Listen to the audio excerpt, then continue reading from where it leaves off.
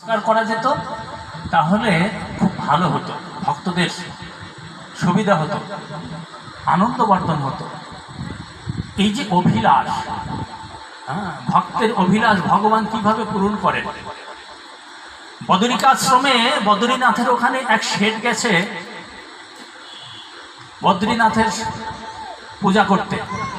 তো বদ্রীনাথের পূজা টুজা করে শেঠ রাত্রিতে যখন ঘুমিয়ে আছে, তখন বদ্রীনাথ শয়নে তাকে দর্শন দিয়ে বলছে, হে শেঠ, তুমি এইখানে যে সম্পদ নিয়ে এসেছ, এই সম্পদগুলি এইখানে না রেখে তুমি কালই প্রত্যুষে উঠে চলে যাও।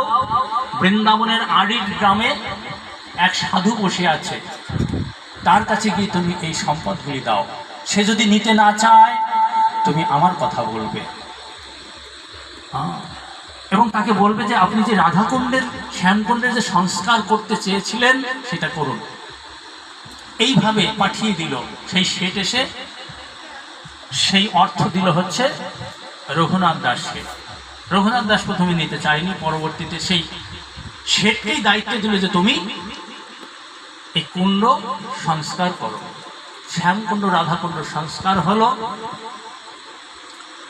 সংস্কার হওয়ার পরে সেইখানে রঘুনাথ দাস সেই রাধারানী ভজন করছেন। তিনি দেখুন, ইংরেজিতে একটা ভাষা আছে এক্সাইটেড, মানে ভজনের যে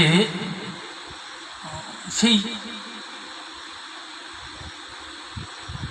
মানে প্রগাঢ়তা, ভজনের কি বলবো, মানে এমন